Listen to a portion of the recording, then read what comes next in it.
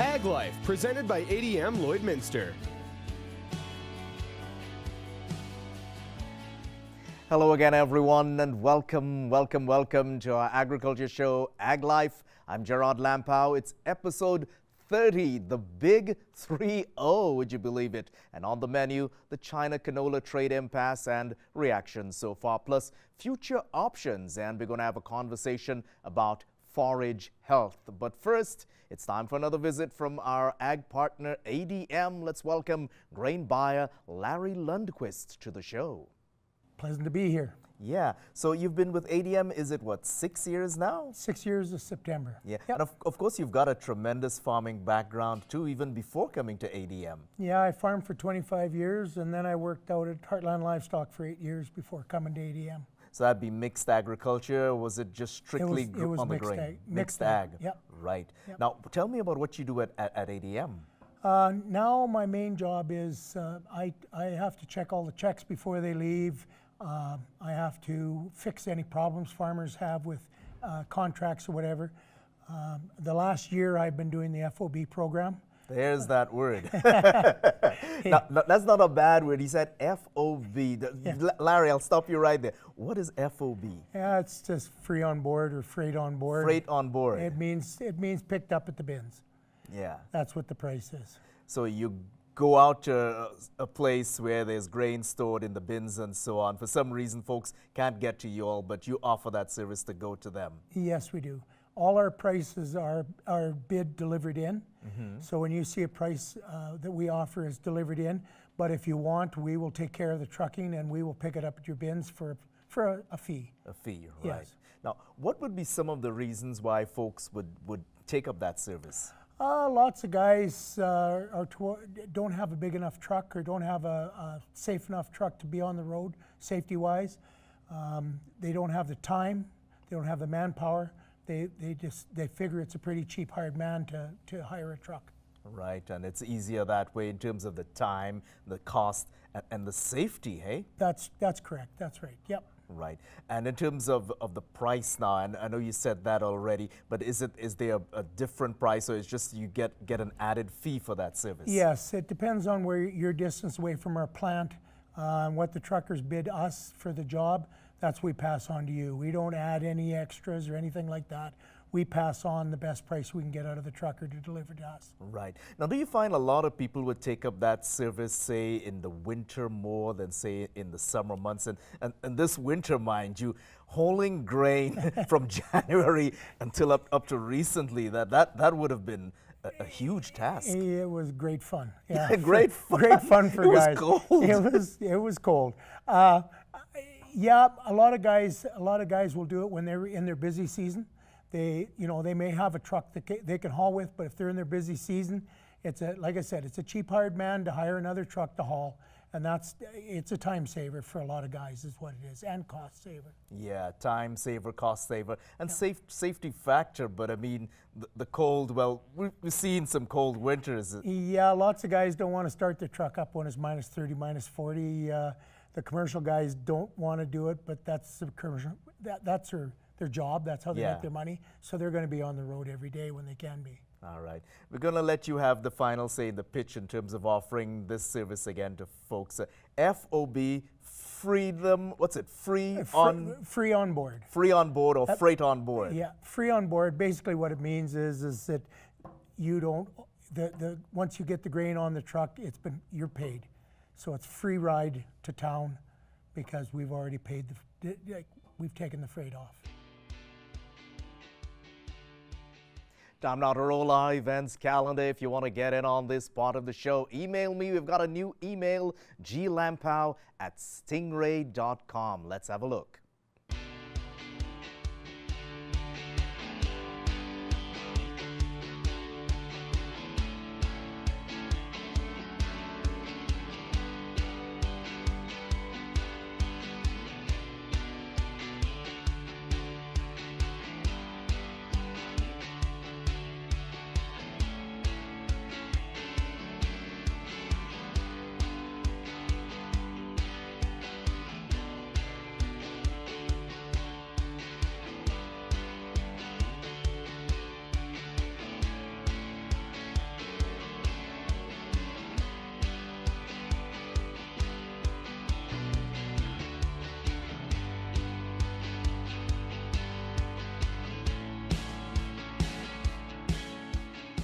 And still to come, more on the China canola trade impasse and federal reaction. Do stay with us.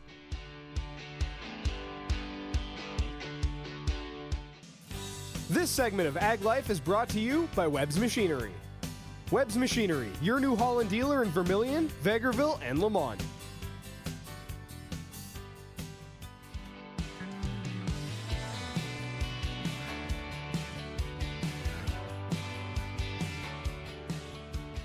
Well, the loss of the Chinese canola market is a big headache for canola growers ahead of seeding season. Let's find out why the ag industry needs to have this matter resolved sooner rather than later.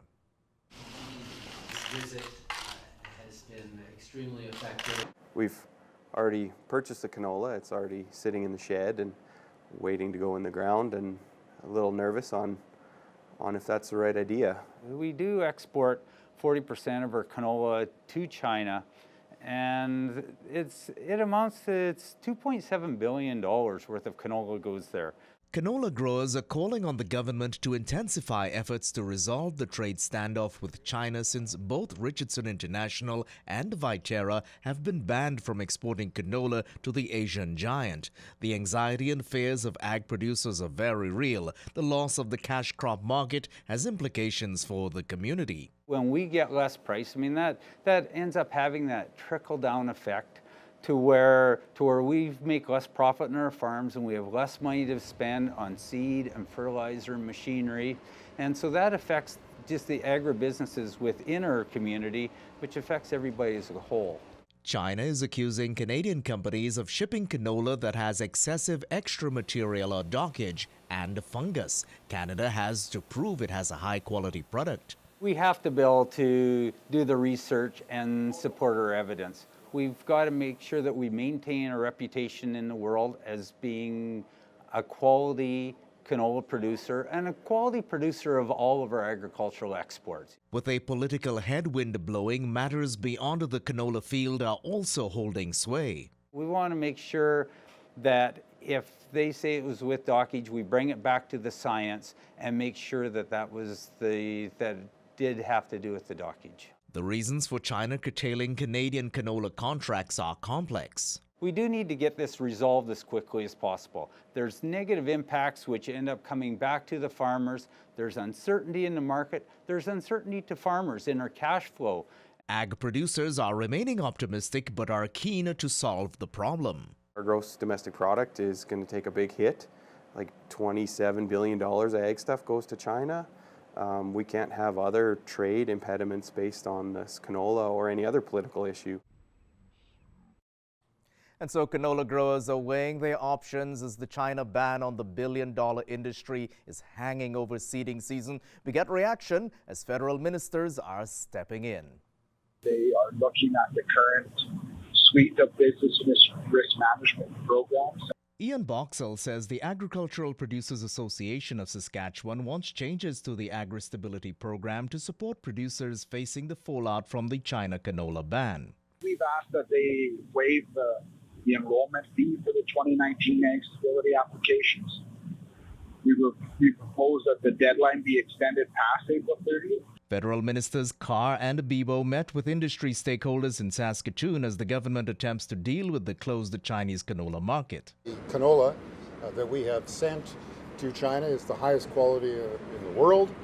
The CFIA has inspected twice and found no impurities.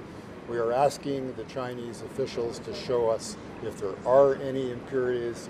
We have very, very high quality products, especially canola, and we have a very robust inspection systems as well. So this is why we are really having the conversation with the Chinese authority on a science-based approach. With seeding season on the horizon, producers are in a quandary as China makes up 40%, that's some $4.4 billion in canola exports for 2018.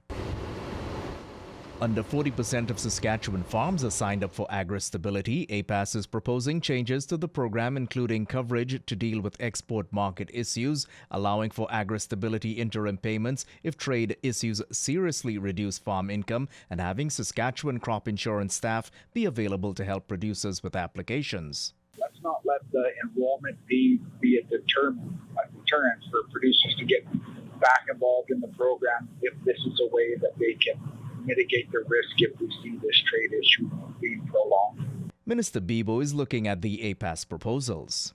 We have a variety of tools, financing tools, to support our producers. So some could be done faster. For others, it could be more complicated. But let's give me the time to review these programs and to see how we can best support.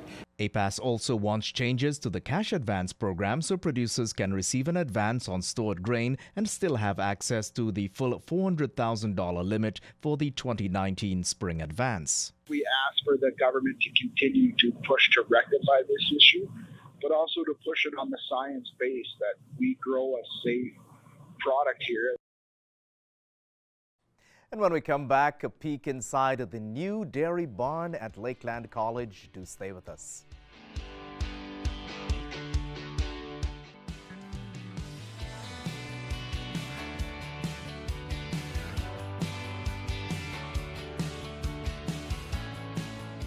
Well, this next segment comes to us from Lakeland College, leading learning since 1913. Now, many of us may not have had the chance to peek inside the Dairy Learning Center at the Vermilion campus. Well, let's have a look.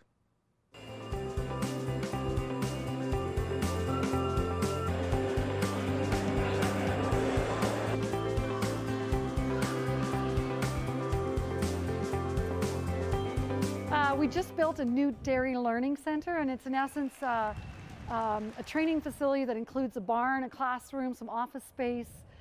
Primarily, honestly, it's really a state-of-the-art dairy barn. This new farm incorporates innovative technologies such as robotic milking and robotic feeding that are starting to come in our industry, but this school is pushing that trend in a very rapid pace. And a lot of kids coming from non-robotic systems will see these systems and learn to work with them for a full year. The advantage that we have with the new facility and the student-managed farm concept is that the students will actually do their learning in the facility. So we have 4 computers that are all monitoring different things on the farm, the robot and the herd navigator program. All of this is providing data which will help us increase the production and the health of the animals, and the students will be learning as they're doing this. We want to be world leaders in agricultural production and dairy production, and we want to make sure that we've got students who are ready to work in that industry and drive the industry forward so we can continue to lead. A state-of-the-art facility that's going to train the students who are well prepared to take on the challenges of the very rapidly changing dairy industry in this province.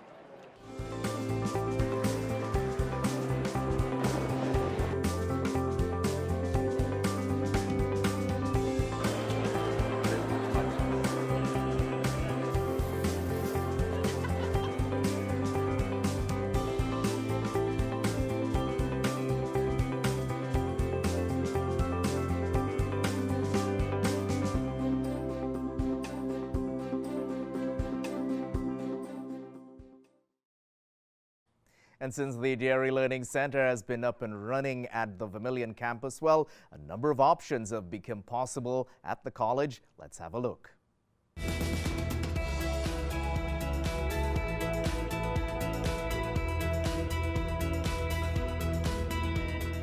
dairy training program at Lakeland gives you an opportunity to learn in a classroom with not knowing much for dairying and to be able to walk into a parlor and know what you're doing and not be afraid of it. Lakeland has offered education that you normally wouldn't see in a regular classroom setting for farming.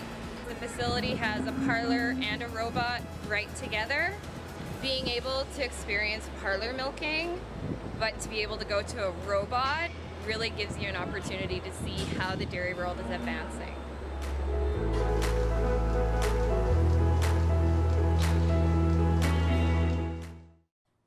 Really stepping into the world of technology there. Well, understanding the markets to make sound pricing decisions is a challenge even for those in the profession. I meet an advisor who looks to the future over the options.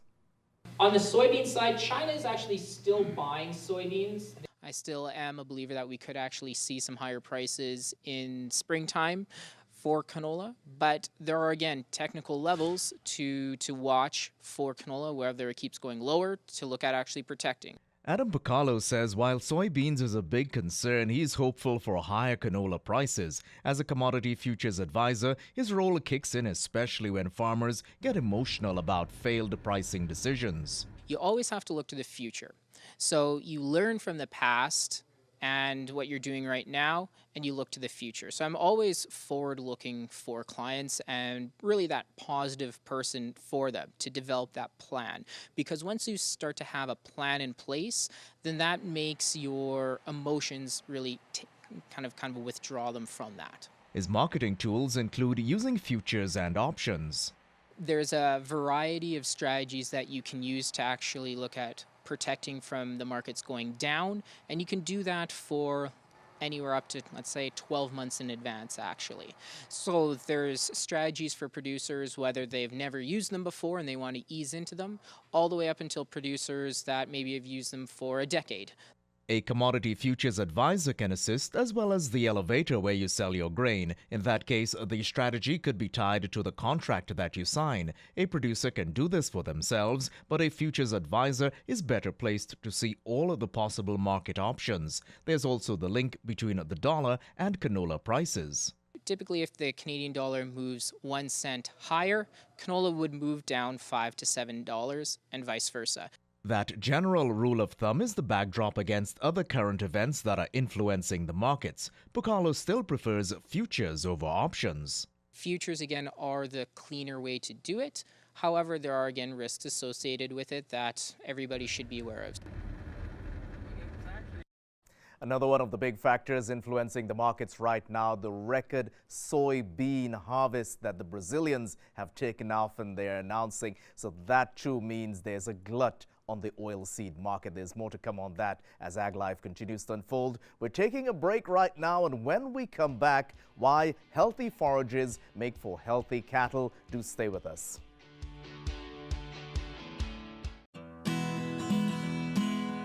Ag Life, presented by ADM Lloydminster.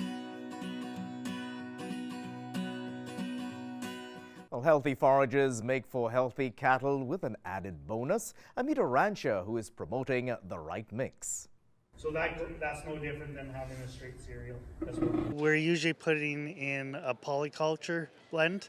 By that, Mark McNinch aims to feed his cattle as well as get the benefits of enhanced soil health. He seeds crops that will give the cows the energy they need over winter ahead of calving season. So we are seeding both oats, barley, maybe some winter triticale, some brassicas, so some forage rapes, some leafy turnips, some radishes, some hairy veg. Land that's used for grazing livestock is not suited for grain or other commercial crops, but it needs to be maintained. Using cover crops as forages has the added benefit of taking care of the soil. This is important, especially as producers contribute to sustainability and nutrient cycling through their stewardship practices. We're looking at creating the diversity in our field, both for the soil and for our cattle at the same time. It's helping the organic matter, it's helping the biology below the ground as well. Producers can also test the soil to determine what crops will work best to support soil health and biodiversity. Basically, with the soil health, we're looking at linking up basically the soil and the diversity there and creating healthy forages for them to eat. Turning cattle loose on a field of triticale over winter reduces the long days that producers may spend in the cold. But the added benefit to the soil is a double win, as cows are happy, the environment is preserved, and with some crops, producers even get a bigger bang for their buck. There definitely is. We put in some legumes that are fairly beneficial. They help build your organic matter. They are nitrogen-fixing crops, and also the cattle love eating them as well. So. Time again now to have a second look at our events calendar. We've got a new email, glampow@stingray.com. Let's have a look.